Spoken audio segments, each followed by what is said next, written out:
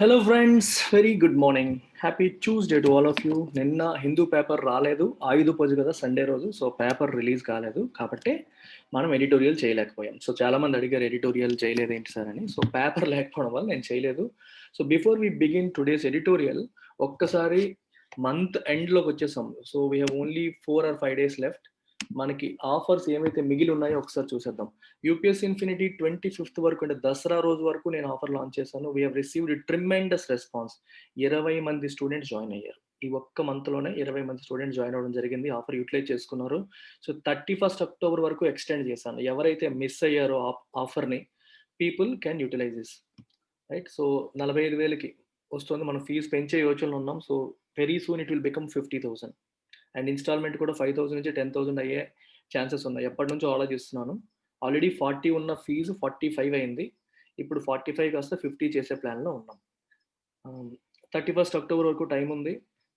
ఉపయోగించుకోలేని వాళ్ళు, మిస్ అయిన వాళ్ళు ఎవరైనా ఉంటే, one more opportunity to utilise the offer. Bank Infinity 1st November నుంచి కొత్త బ్యాచ్ స్టార్ట్ అవుతుంది. 31st October రోజు ఎస్బీఐ క్లర్క్ మెయిన్స్ ఎగ్జామ్ అయిపోతుంది. అయిపోయిన తర్వాత మరుసటి రోజు నుంచి 1st November మండే నుంచి కొత్త బ్యాచ్ స్టార్ట్ అవుతుంది. You have the faculty details here. Quant, English, banking awareness కంప్లీట్గా నేను హ్యాండిల్ చేస్తాను. Reasoning, current affairs Divya madam handle చేస్తారు. సో ఫీ కేవలం 5,000 rupees. Again India's lowest fee as far as bank exams, bank fee is concern. And that is something life time వ్యాలిడీతో వచ్చేది. Life time validity ఎవరు offer చేయట్లేదు, మనం ఒక్కలమే offer చేస్తున్నాం. And you have the phone number 9241262399. Join అవ్వాలంటే ఆ నెంబర్కి కాల్ చేయండి. దివ్య మేడం వీడియోస్ ఆల్రెడీ ఉన్నాయి. రీజనింగ్ వీడియోస్ పెట్టాను. నా వీడియోస్ మీకు తెలిసినవి, నేను ఎట్లా చెప్తానని మీకు తెలిసే ఉంటుంది. So use the opportunity. 5,000కి అందిస్తాను. నేను ఫీజు కూడా పెంచట్లేదు బ్యాంక్ వరకు. So kept it really low. ఇంకొక 2,000 మీరు పే చేస్తే బ్యాంక్తో పాటు ఎస్ఎస్సి అండ్ రైల్వే కూడా కాంబినేషన్ కోర్స్ వస్తుంది. So that is up to you. UPSC economy, ఇది ఫీజు పెరుగుతుంది. ఇది ఆల్రెడీ డిసైడ్ అయిపోయాను. సో దీంట్లో మార్పులు చేర్పులు ఏమీ ఉండవు. అందుకే క్లియర్గా మెన్షన్ చేశాను. 8,000 అయిపోతుంది 1st November నుంచి. Who ever wants to join economy course without any further delay, ఈ 4-5 రోజుల్లో జాయిన్ అయిపోండి. అది కూడా 2,000 per month పే చేసి మీరు జాయిన్ అవ్వచ్చు. ఫీ అనేది మీరు ఇన్స్టాల్మెంట్స్లో కట్టే అవకాశం ఇచ్చాం. సో 2,000, నెలకి 2,000తో మీరు జాయిన్ అయిపోయే అవకాశం ఉంది. 8,000, ఇందులో ఎటువంటి మార్పులు లేవు. 1st November నుంచి ఫీ 8,000 అయిపోతుంది. కావాలి అంటే ఈ నెంబర్కి కాల్ చేయండి.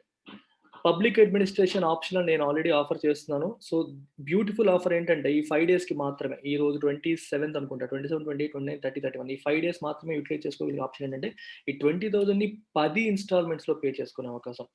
ఈవెన్ ఆప్షనల్ కూడా లైఫ్ టైం వ్యాలిడిటీ వస్తుంది. థియరీతో పాటు ఆన్సర్ రైటింగ్ కూడా నేనే స్వయంగా చేపిస్తాను. కంప్లీట్గా ఎండ్ టు ఎండ్ నేను ఆఫర్ చేస్తున్న కోర్స్ ఇది. సో నా కంప్లీట్ గైడెన్స్ ఉంటుంది, క్లాసెస్ ఉంటాయి, ఆన్సర్ రైటింగ్ ప్రాక్టీస్ ఉంటుంది. I take care of everything here. So sample videos కూడా పెట్టడం జరిగింది, చెక్ చేయండి. నచ్చితే యూ కెన్ జాయిన్ దిస్. కేవలం 2,000 రూపీస్కి మీరు జాయిన్ అవ్వచ్చు. అల్టిమేట్గా యూపీఎస్సీ లాంటి కోర్సెస్ మిడిల్ క్లాస్ కూడా అందాలి అనేది నా ఒపీనియన్. అందుకోసమే తక్కువ ఇన్స్టాల్మెంట్తో, తక్కువ ఫీజుతో అందిస్తున్నాను. So use the opportunity and ఈ నెంబర్ కాల్ చేసి get in touch. So these are the courses. Month ఎండ్కి మనకి ఉన్న ఆఫర్స్ అని చెప్పేశాను. ఇప్పుడు ఏం చేద్దామంటే డైరెక్ట్గా మనం ఎడిటోరియల్లోకి వెళ్ళిపోదాం. So editorial talks about clearing the air. So clearing the air అంటే మీకు 2 మీనింగ్స్ వస్తాయి. ఒకటి కన్ఫ్యూజన్ని క్లియర్ చేయడం, రెండవది ఎయిర్ని క్లియర్ చేయడం. ఎప్పుడంటే చూడండి, దీనికి 2 మీనింగ్స్ వస్తాయి. He has cleared clear the air అంటే టు క్లియర్ కన్ఫ్యూజన్ అనే మీనింగ్ కూడా ఉంది. To clear confusion, to clear doubts, ఆ మీనింగ్ వస్తుంది. మామూలుగా ఎయిర్ని క్లియర్ చేయడం అనే మీనింగ్ కూడా వస్తుంది. 2 మీనింగ్స్లో కూడా మనం చూడవచ్చు. Trump's criticism may be gratuitous but India's air quality needs urgent attention. So gratuitous అంటే మీనింగ్ ఏంటి? గ్రాట్యుటస్ అంటే అన్నెసెసరీ అని అర్థం. అంటే మామూలుగా అవసరం లేనిది అనే కదా అన్నెసరీ అంటే. అంటే అవసరం లేకుండా ఆయన మాట అన్నాడు. ఆయన ఏమన్నాడంటే ఇండియా ఎయిర్ని ఫిల్తీ అన్నాడు. ఫిల్తీ అనే పదంతో ఆయన సంబోధించాడు. Look at India's air filthy అన్నాడు. సో ఇట్లాంటి పదాలు వాడాల్సిన అవసరం ఏముంది? వితౌట్ ఎనీ రీజన్, ఏ కారణం లేకుండా అసందర్భంగా అనాల్సిన అవసరం లేదు, కానీ ఆయన అన్నాడు. అలాంటి వాటికి మనం గ్రాట్యుటస్ అంటాం. ఇది నెగిటివ్ కానిటేషన్లో, నెగిటివ్ సెన్స్లో. ఆయన అలా అనాల్సి ఉండాల్సింది కాదు, అనవసరంగా అన్నాడు, అనాల్సిన పనే ఉంది. ఇలాంటి సందర్భాల్లో గ్రాట్యుటస్ అనే పదం వాడతాం. It was a gratuitous remark. They was no need to do that. అలా అనాల్సిన అవసరమే లేదు, అనవసరంగా అన్నాడు. ఇలాంటి దానికి గ్రాట్యుటస్ అంటాం. గ్రాట్యుటస్కి ఇంకొక మీనింగ్ ఏంటంటే డన్ ఫ్రీ ఆఫ్ కాస్ట్. అంటే ఎటువంటి ఖర్చు లేకుండా మనకి ఏదన్నా చేస్తే దాన్ని ఫ్రీ ఆఫ్ కాస్ట్ చేస్తే గ్రాట్యుటస్ అంటాం. It was a gratuitous act. మనం ఎవరికైనా ఏదన్నా పేదవాళ్ళకి ఫ్రీగా ఇచ్చాం అనుకోండి, సో వాళ్ళకి ఫ్రీగా ఇచ్చాం ఆ సెన్స్లో వస్తుంది. సో ఒకటి ఇదేమో పాజిటివ్ మీనింగ్లో వస్తుంది, ఇదేమో నెగిటివ్ కానటేషన్లో వస్తుంది. సో రెండు రకాలుగాను చూస్తాం. క్రిటిసిజం అంటే మీకు తెలుసు, విమర్శ, విమర్శించడం, విమర్శ అనేది. ఆయన అనడం అనేది ఓకే, అది అన్నెసరీ రిమార్క్ అయ్యి ఉండొచ్చు. But India's air quality needs urgent attention. అలా అని చెప్పి ఇండియా ఎయిర్ క్వాలిటీ బాగుందని అర్థం కాదు. ఎయిర్ క్వాలిటీకి అటెన్షన్ పే చేయాల్సిన అవసరం ఉంది, ఎందుకంటే ఎయిర్ క్వాలిటీ స్టిల్ బ్యాడ్. కానీ ఆయన అని ఉండాల్సింది కాదు అనేది ఇక్కడ విషయం.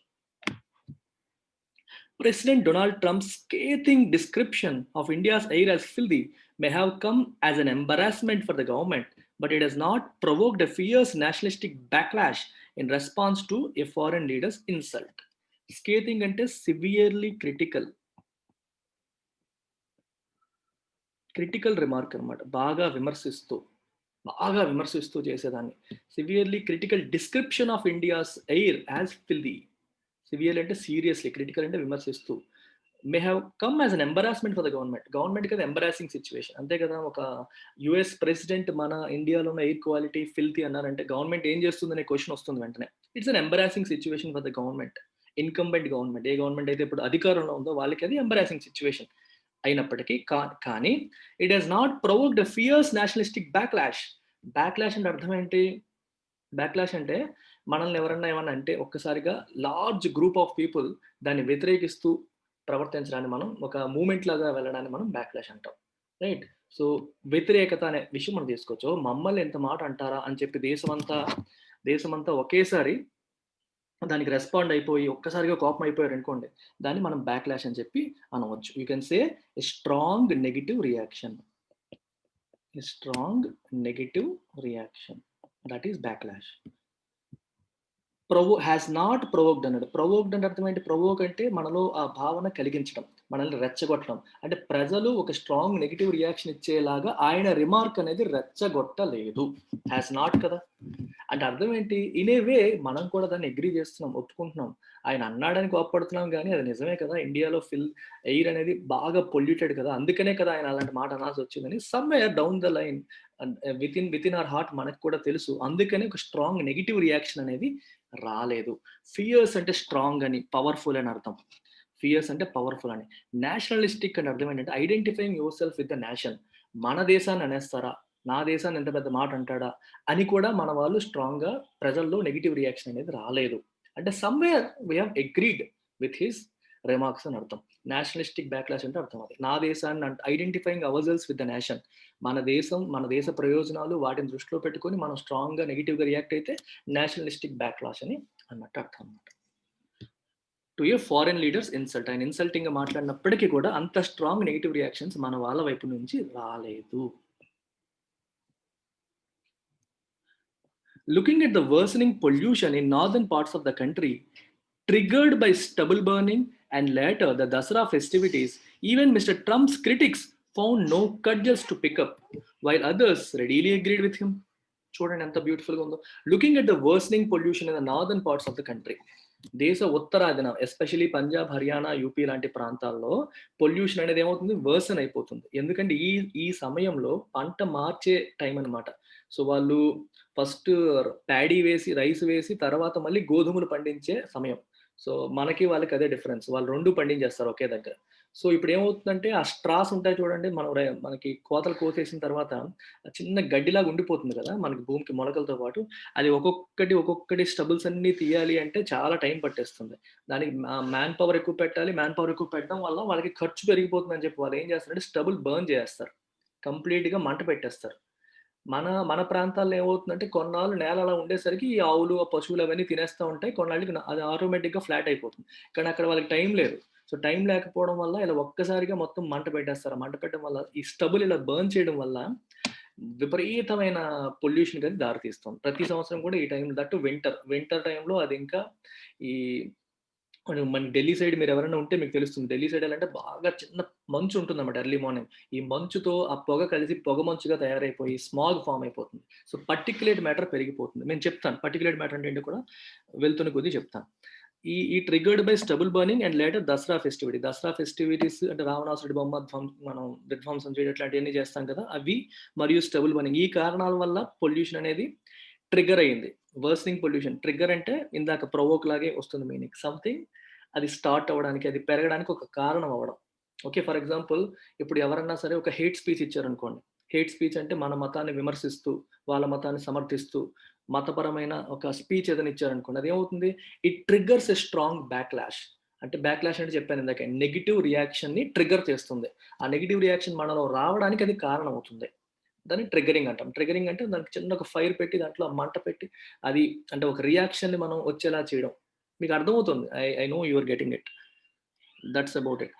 అయినప్పటికీ ఈవెన్ మిస్టర్ ట్రంప్స్ క్రిటిక్స్ ట్రంప్‌కి వ్యతిరేకంగా ఉండేవాళ్ళు, అతన్ని విమర్శించే వాళ్ళు కూడా found no cudgels to pick up. So, very important word ఇది. కడ్జెల్ అంటే ఒక వెపన్. సింపుల్‌గా చెప్పాలంటే ఒక సన్నంగా ఉండే ఒక వెపన్ అది. అంటే మనల్ని కొట్టడానికి, చంపడానికి ఉపయోగించే వెపన్. అయితే ఇక్కడ ఈ పదం ఎందుకు వాడారు చూడండి. ఇది మీకు ఇంగ్లీష్‌లో ఇలా వాడతారనమాట. టేక్ అప్ ది కడ్జెల్ అంటారు.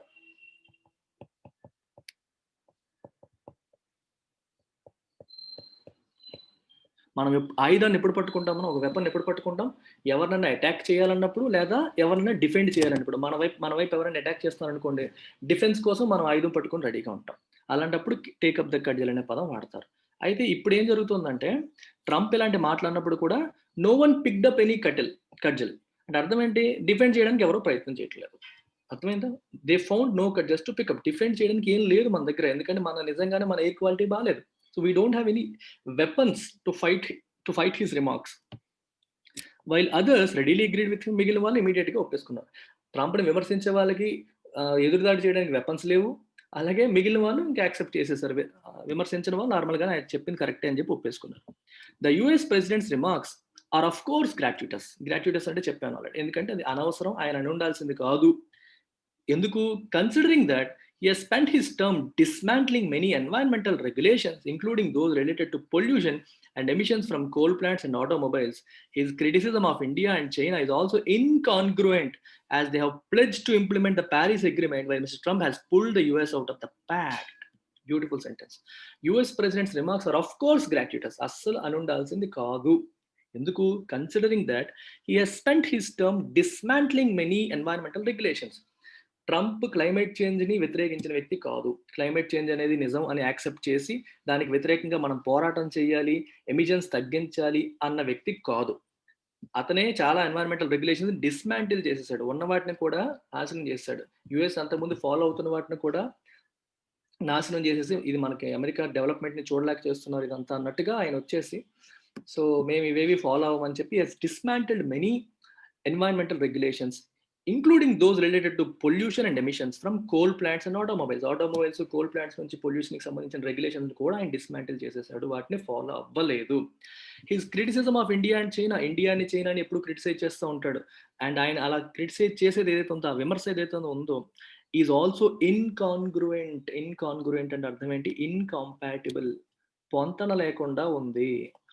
ఇండియాని, చైనాని పైన ఆడిపోసుకోవడం ఏంటి? నువ్వే ఏమీ చేయట్లేదు. As they have pledged to implement the Paris agreement.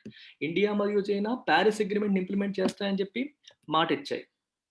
కానీ మన గురువుగారు ఏం చేశారు? Trump has pulled the US out of the pact. Pact అంటే ఒప్పందం. ఆ ఒప్పందం నుంచి అమెరికాని బయటికి తీసుకొచ్చేసారు. అయితే ఇక్కడ మీరు పారిస్ అగ్రీమెంట్ అంటే ఏంటో ఒకసారి తెలుసుకోవాలి. ఇది extremely important as far as climate change is concerned. So, climate change గురించి ఎప్పుడు మాట్లాడినా మనం ఇమ్మీడియేట్‌గా గుర్తుపెట్టుకోవాల్సింది, మాట్లాడాల్సింది పారిస్ అగ్రీమెంట్. సో, ఒకసారి చిన్న బ్రీఫ్ ఇచ్చేస్తాను చూడండి. సో, పారిస్ అగ్రీమెంట్ గురించి తెలుసుకునే ముందు you need to know about UNFCCC. United nations framework convention on climate change. United nations framework convention on climate change.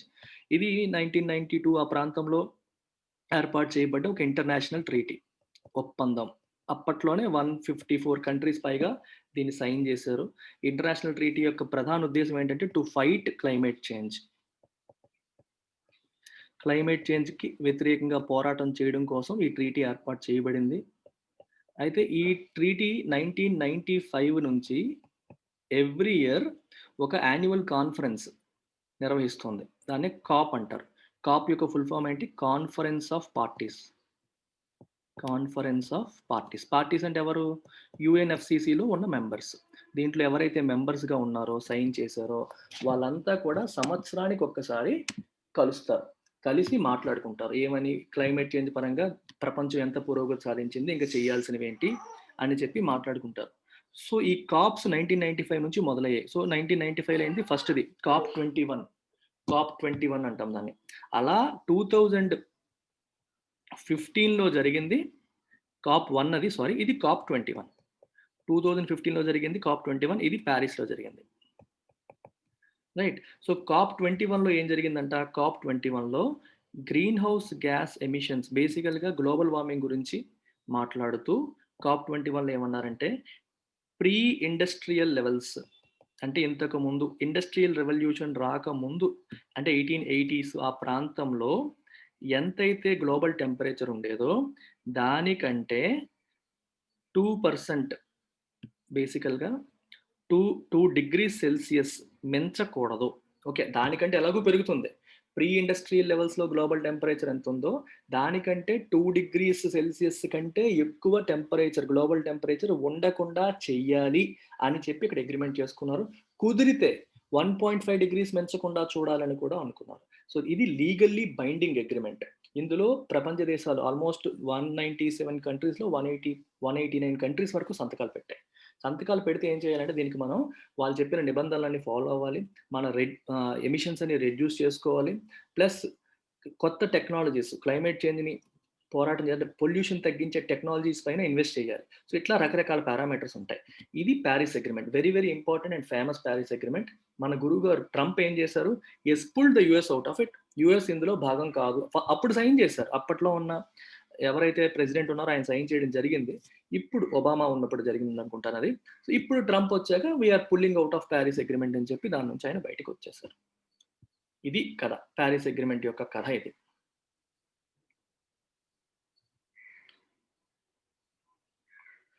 Right. So, ఇది పారిస్ అగ్రీమెంట్. అలాగే cap 3 మీకు తెలుసుంటే కాప్ 3 ఇది క్యోటో ప్రోటోకాల్.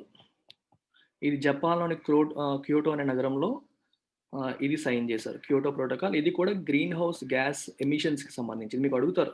క్యోటో ప్రోటోకాల్ దేనికోసం అని చెప్తే అంటే గ్రీన్ హౌస్ గ్యాస్ ఎమిషన్స్‌కి సంబంధించింది.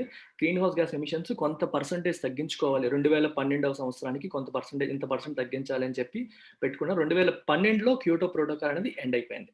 ఇది కాప్ 3 మూడవ సమావేశం. ఇంకొక ఇంపార్టెంట్ సమావేశం. ఈ 2 కాకుండా మనం గుర్తుపెట్టుకోవాల్సింది ఏంటంటే 1980స్‌లో వచ్చింది మాంట్రియల్ ప్రోటోకాల్. ఎగ్జాక్ట్ ఇయర్ నాకు గుర్తులేదు. Montreal protocol is different. Montreal action plan is different.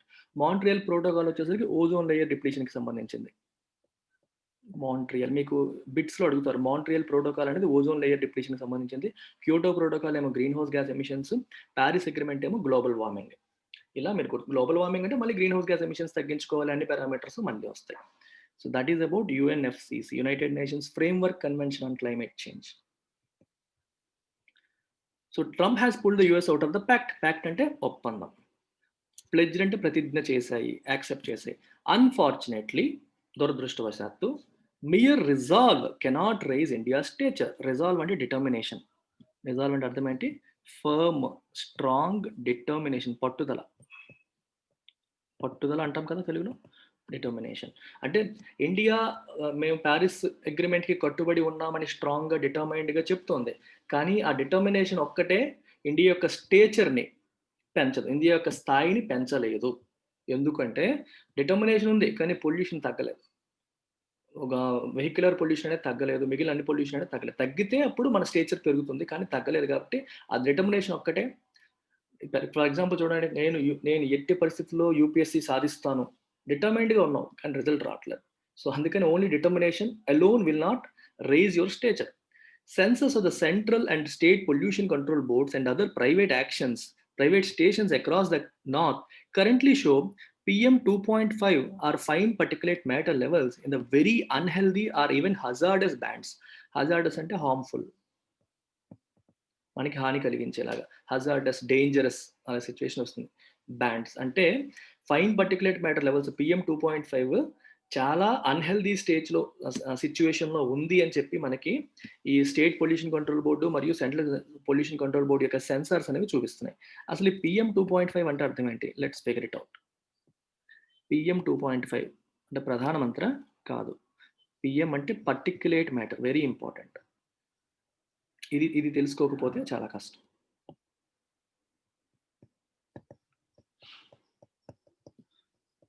Particulate matter అంటే అర్థం ఏంటంటే, మనకి ఇవి ఇప్పుడు చూడండి మనకి డస్ట్ ఉంటుంది కదా! డస్ట్ గాని, ఇసక గాని ఇవన్నీ కూడా అంటే చిన్నవే. డయామీటర్ తక్కువే ఉంటుంది. కానీ అవి గాల్లో తేలవు. కింద పడిపోతాయి. కొంత కన్‌స్ట్రక్షన్ డస్ట్ ఉంటది. అంటే మనకి సిమెంటు వీటితో కూడిన డస్ట్ ఉంటది చూడండి. అది నేలపైకి ఉండకుండా గాలిలో ఉండిపోతుంది. తేలుతుంది గాల్లో. సస్పెండ్ అవుతుంది. కొంచెం water, liquid particles, solid particles, గాల్లో తేలే లిక్విడ్ మరియు సాలిడ్ పార్టికల్స్‌ని పార్టిక్యులేట్ మ్యాటర్ అంటారు. బేసికల్‌గా ఇవి మనకి పీఎం 2.5, పీఎం 10 అని చెప్పి మాట్లాడతారు. 10 అంటే అర్థం ఏంటంటే డయామీటర్. ఇప్పుడు చెప్పాను కదా! పార్టికల్స్ ఏవైతే ఉన్నాయో వాటి డయామీటర్ లెస్ థాన్ 10 మైక్రోమీటర్స్ ఉంటే మైక్రాన్స్ అంటారు. 10 మైక్రోమీటర్స్ ఉంటే అది పీఎం 2.5. ఇది లెస్ థాన్ 2.5 మైక్రోమీటర్స్ ఉంటే అది పీఎం 2.5. అర్థమైందా? సో, ఈ 2.5 అనేది diameter of the particle. Dust particle గాని వాటెవర్ ఇట్ ఈస్. దాని డయామీటర్ 2.5 మైక్రోమీటర్స్ కంటే తక్కువ ఉంటే పీఎం 2.5 అండ్ 10 మైక్రోమీటర్స్ కంటే తక్కువ ఉంటే పీఎం 10. అయితే వీటితో సమస్య ఎక్కడొస్తుందంటే, ఇవి కింద సెటిల్ అయిపోతే నేల మీద ఉంటాయి. సెటిల్ అవ్వవు. కిందకి పడకుండా గాల్లో ఉంటాయి. గాల్లో ఉండడం వల్ల మనం పీల్చే గాలితో పాటు లోపలికెళ్ళిపోతాయి. లోపలికెళ్ళిపోవడం వల్ల ఇవేమవుతాయంటే మన ముక్కులో మీకు హెయిర్ ఉంటుంది. ఆ హెయిర్ ఏం చేస్తుందంటే అది కూడా ఒక రకమైన ఫిల్టర్‌లా యాక్ట్ చేస్తుంది. ఈ డస్ట్ కొంచెం పెద్ద పెద్ద డయామీటర్ ఉన్న వాటన్నిటిని అది ఆపేస్తుంది. అది మళ్ళీ మనం తుమ్మినప్పుడు అది బయటికెళ్ళిపోతాయి. లోపలికి వెళ్ళకుండా కాపాడుతుందనమాట. ఈ ముక్కులో ఉండే హెయిర్ కూడా. అయితే పీఎం 2.5 బాగా అంటే మన హెయిర్ కంటే కూడా మన తలపైకుండే హెయిర్ కంటే కూడా చాలా తక్కువ డయామీటర్ అనమాట. సో, ముక్కులో ఉన్న హెయిర్ నుంచి కూడా లోపలికెళ్ళిపోయి అది ఊపిరితిత్తులోకెళ్ళిపోతుంది.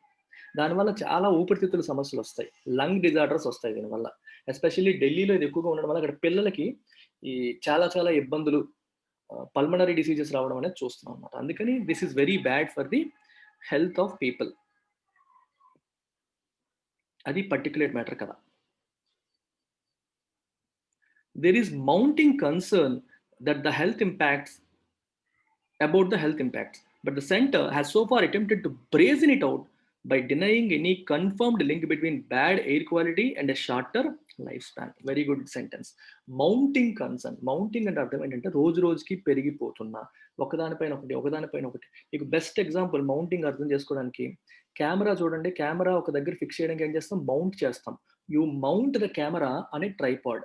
ఒక ట్రైపాడ్ పెట్టేసి దీని పైన కెమెరాను మనం మౌంట్ చేస్తాం. అర్థమైందా? మౌంట్ అంటే అర్థం ఏంటి? ఒకదాన్ని పైకి పెట్టడం. ఒక పైకి కింద సపోర్ట్ ఇవ్వడం అన్నమాట. మౌంటింగ్ ఎవిడెన్స్ అంటే ఈ సపోర్ట్ ఇలాగ మౌంట్ అవుతుంది. ఒకదాని పైన ఒకటి, ఒకదాని పైన ఒకటి చేరుతోందని అర్థం. సో, మౌంట్ అంటే ఒకదాని పైన ఇంకొకటి పెట్టడం అని అర్థం. ఇక్కడ మౌంటింగ్ కన్సర్న్ అంటే కన్సర్న్ పెరుగుతోంది అంట. దేని గురించి? About the health impacts. ఈ పార్టిక్యులేట్ మ్యాటర్ వల్ల ఆరోగ్యపరమైన సమస్యలు ఎటువంటివి ఉంటాయి? పొల్యూషన్ వల్ల హెల్త్‌కి ఎటువంటి ఇబ్బందులు ఉంటాయనే విషయంలో ఎవిడెన్స్ అనేది రోజు రోజుకి పెరుగుతుంది. ఇన్‌ఫాక్ట్ కన్సర్న్ భయము మనకున్న ఈ భయాలు ఏవైతే ఉన్నాయో అవి పెరుగుతున్నాయి రోజు రోజుకి. But the centre has so far attempted to brazen it out. ఒకవేళ మనలో భయాలు కలిగినప్పుడు ప్రభుత్వం ఏం చేయాలి? ఆ భయం తొలగించే ప్రయత్నం చేయాలి. లేదు మీ యాక్షన్స్ తీసుకుంటున్నామని చెప్పాలి. కానీ సెంటర్ ఏం చేసిందంటే it has attempted to brazen it out అని చెప్పి అంటున్నారు. What is the meaning of brazen it out? Very important. మీకు ఈ పదం చెప్పాలి. బ్రేజన్ అంటే అర్థం ఏంటి? బ్రేజన్ ఇట్ ఔట్ అంటే అర్థం ఏంటి?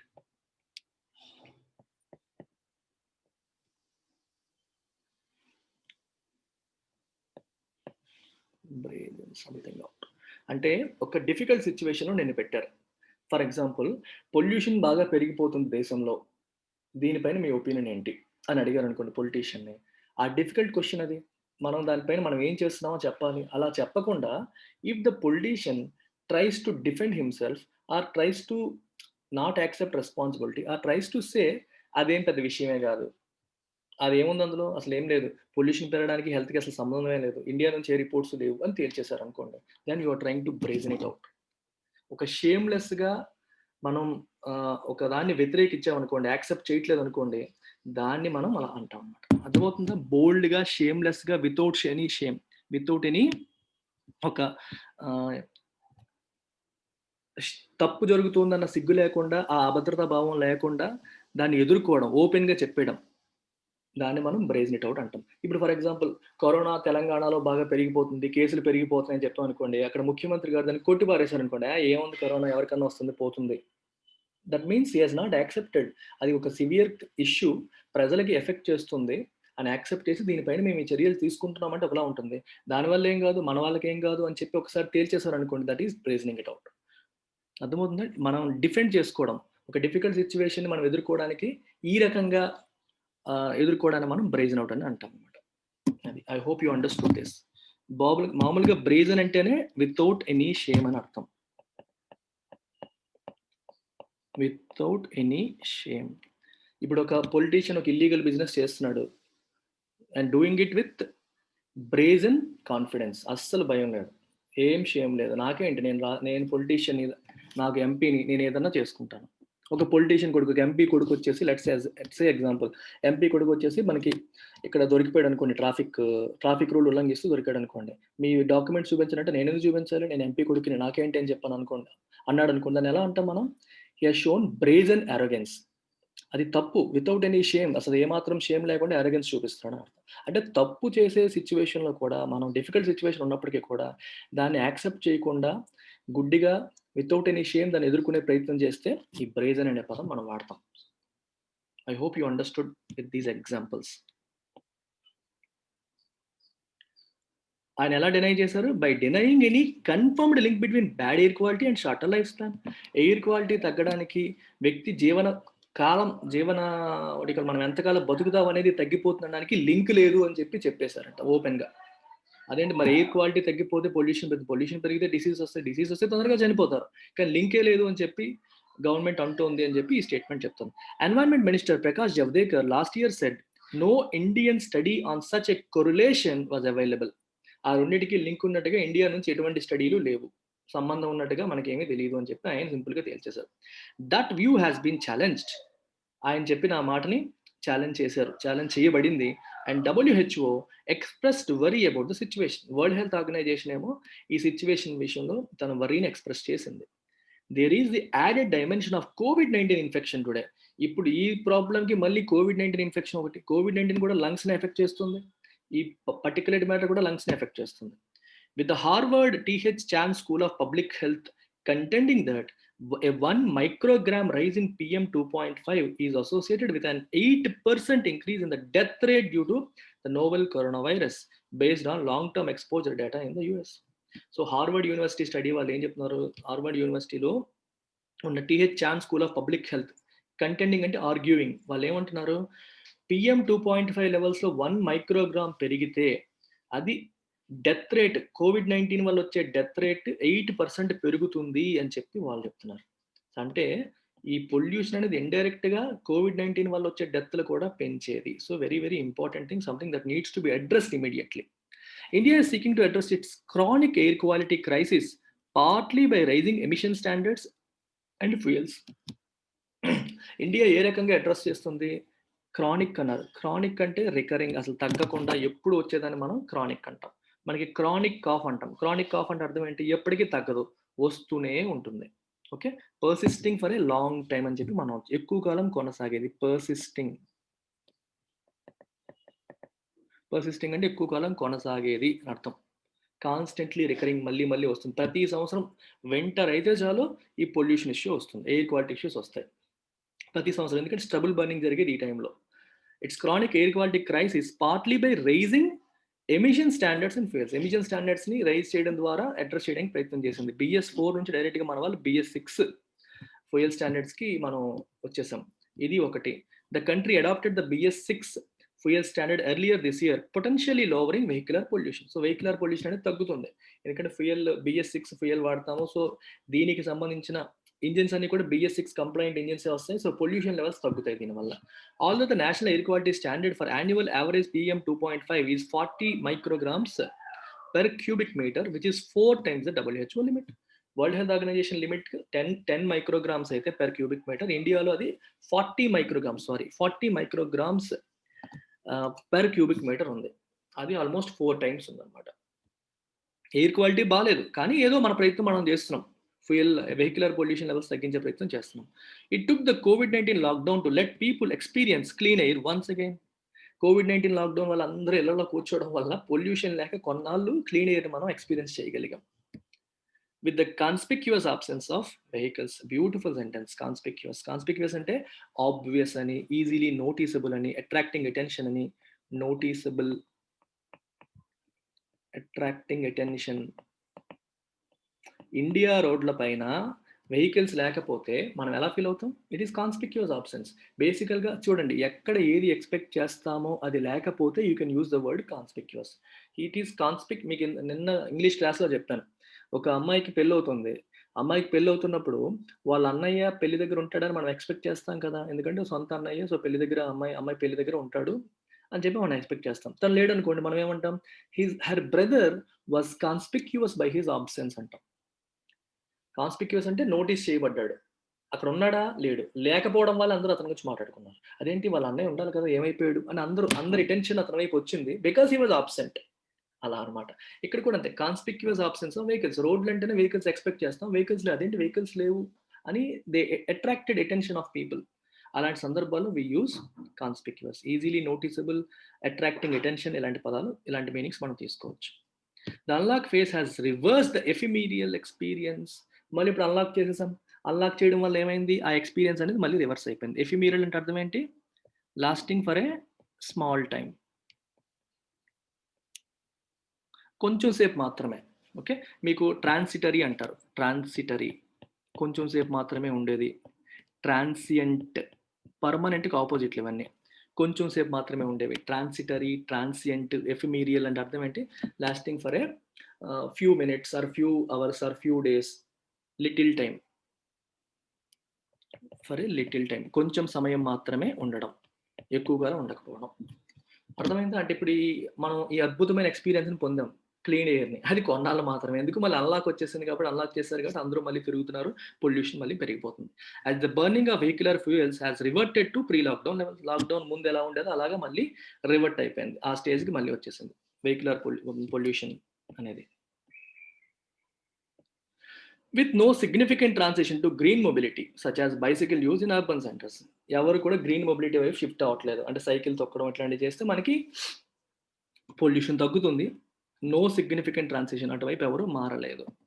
Continued burning of crop stubble in Punjab, Haryana, and Uttar Pradesh shows that the central sector scheme providing remedies in the form of farm mechanization and management alternatives needs a fresh impetus. ఇప్పుడు crop stubble burning ఇందాకే మాట్లాడుకున్నాం. Crop స్టబుల్‌ని burn చేయడం అనేది మనకి పంజాబ్, హర్యానా, యూపీలో చేస్తూ ఉంటారు every year. అది ఆగలేదు. అది కంటిన్యూ అవుతుంది. కంటిన్యూ అవుతుందంటే అర్థం ఏంటి? It shows that the central sector scheme, central government కొన్ని స్కీమ్స్ తీసుకొచ్చింది. దేనికోసం? Providing remedies in the form of farm mechanisation. Farm mechanisation అంటే అర్థం ఏంటంటే అగ్రికల్చర్. ఫర్ ఎగ్జాంపుల్ ఇప్పుడు అది మనుషులతో ఒక్కొక్కటి ఆ గడ్డిని పీకించేయడం అనేది ఎక్స్‌పెన్సివ్ అని చెప్పే కదా వాళ్ళు చేస్తున్నారు. అందుకని ఒక మెషిన్‌తో మొత్తం స్టబుల్స్ అన్నీ కట్ చేసేలాగా చేయడం. కానీ ఆ మెషిన్ వాళ్ళు ఎఫర్డ్ చేయలేరు. ఆ మెషిన్‌ని ప్రొవైడ్ చేయడం కోసం గవర్నమెంట్ సబ్సిడైజ్డ్ మేము తక్కువ రేట్‌కి ఇస్తామని చెప్పి గవర్నమెంట్ ఇస్తుంది. ఇలాంటివి చేసినప్పటికీ కూడా ఇంకా రైతులు పూర్తిగా వాటిని కొనట్లేదు. దాని ద్వారా చేయట్లేదు. వాళ్ళకి కాల్ చేయడమే ఈజీ పని చెప్పని వెంటనే మంట పెట్టేస్తున్నారు. అందుకని ఏం చేస్తున్నారంటే ఈ ఆల్టర్‌నేటివ్స్ అనేవి ఫ్రెష్ ఇంపెటస్ కావాలి. ఇంపెటస్ అంటే ఒక దాన్ని ఒక యాక్టివిటీ జరగడానికి చిన్న ఒక పుష్ లాంటిదనమాట. ఒక స్ట్రాంగ్ పుష్ లాంటిదాన్ని మనం ఇంపెటస్ అంటాం. ఆహ్, ఇప్పుడు జస్ట్ ఇలా కొంచెం కదిపామనుకోండి వెళ్ళిపోతుంది అని అర్థం. ద ఫోర్స్ ఆర్ ఎనర్జీ అని అర్థం అనమాట. Something that makes an activity move fast or happen fast. ఉత్ప్రేరకం అంటాం కదా తెలుగులో. కెమిస్ట్రీలో వాడతారు ఆ రకంగా. Something that makes an activity happen quickly. ఫాస్ట్‌గా అయ్యేలాగా చేసేది. సో, గవర్నమెంట్ ఇంకా ఏదన్నా చేయాలి. ఏ యాక్టివిటీని స్టబుల్ బర్నింగ్ జరగకుండా చేసే యాక్టివిటీ ఇంకా పూర్తిగా ఇంప్లిమెంట్ అవ్వాలి అంటే గవర్నమెంట్ ఇంకా ఏదో చెయ్యాలి. ఇంపెటస్ అనేది సరిపోదు. ఫ్రెష్ ఇంపెటస్ కావాలి అని అర్థం. No more time can be lost in addressing the crisis of foul air. ఈ ఇష్యూని మనం అడ్రెస్ చేయడంలో ఇంకా ఇంకా టైం మనం కోల్పోలేము. సో ఇమ్మీడియేట్‌గా చేయాలి. As the country prepares to hasten with development in a post కోవిడ్-19 ఎరా. ఇప్పటికే చాలా మంది ఆదాయాలు కోల్పోయి గవర్నమెంట్ జీడీపీ తగ్గిపోయి బాధపడుతుంది. సో ఫాస్ట్‌గా డెవలప్ అయిపోవాలి. ఇండస్ట్రియలైజేషన్ జరిగిపోవాలి. విపరీతంగా జీడీపీ గ్రో అయిపోవాలని చెప్పి అనుకుంటున్నాం. సో దీనివల్ల పొల్యూషన్ ఇంకా పెరిగే అవకాశం ఉంది. హేజన్ అంటే స్పీడప్, క్విక్, ఫాస్ట్‌గా చేసేయాలనుకోవడం. కాబట్టి ఈ ఫౌల్ ఎయిర్ యొక్క క్రైసిస్‌ని అడ్రెస్ చేయడం విషయంలో ఇంకా డిలే చేయకూడదు. ఇమ్మీడియేట్‌గా అడ్రెస్ చేయాలి అని దీని యొక్క ఉద్దేశం. I hope you got it. So English మళ్ళీ చెప్తున్నాను, ఇందాక ముందు చెప్పలేదు. ఇంగ్లీష్ ఇంప్రూవ్ చేసుకోవాలి అనుకునే వాళ్ళు 2000 rupees fee, lifetime validity, live plus recorded classes, 7 to 8 PM class, ప్రతిరోజు నైట్ లైవ్ క్లాస్ ఉంటుంది. Grammar, vocabulary, comprehension, you get everything. Especially bank exam prepare అయ్యే వాళ్ళు, ఎస్ఎస్సి, సీజీఎల్, ఎక్కువగా బ్యాంక్ ఎగ్జామ్ ప్రిపేర్ అయ్యే వాళ్ళకి గోల్డెన్ ఆపర్చునిటీ ఇది. If you are struggling to score marks in bank exam, there is no better way to improve your score than joining in my classes. నేను చాలా కాన్ఫిడెంట్గా చెప్పగలను. The way you are learning vocabulary, ఇవాళ ఎలాగైతే conspicuous కానీ remedies అంటే అర్థం ఏంటి మనకి? రెమెడీ అంటే అర్థం ఏంటి? ఏదన్నా ఒక ప్రాబ్లమ్ వచ్చిన తర్వాత దాన్ని సాల్వ్ చేయడానికి చేసేదాన్ని రెమెడీ అంటాం. వచ్చేదాన్ని రాకుండా చూడడం ప్రివెన్షన్. వచ్చిన తర్వాత సాల్వ్ చేయడం రెమెడీ. ఓకే. సొల్యూషన్ లాగనమాట. సో ఇలాంటివి మీరు న్యాచురల్‌గా నేర్చుకొని మర్చిపోకుండా ఉండాలి అంటే, ఆర్గానిక్ న్యాచురల్ లెర్నింగ్ కావాలి అంటే, you should join this course and improve your self. Right? దీనికోసం సెపరేట్‌గా వీడియో చేయండి. మీరేం చెప్తారో చెప్పండి. Please don't ask. You should have the ability to understand the టీచర్‌కి ఆ ఎబిలిటీ ఉందా లేదని మీరు ఫిక్స్ చేసి మీరు జడ్జ్ చేయండి. వస్తే జాయిన్ అవ్వండి. నమ్మకం కలగకపోతే feel free. That's up to you. Okay. Thank you very much. And I will give you the number 9241262391. 9241262391. This is Prashanti madam's number. ఇంగ్లీష్‌లో జాయిన్ అవ్వాలనుకుంటే ఈ నెంబర్‌కి కాల్ చేయండి. ఏ కోర్స్‌లో జాయిన్ అవ్వాలన్నా ఈ నెంబర్‌కి కాల్ చేసి మీరు జాయిన్ కావచ్చు. 9241262391. That's it. Thank you very much.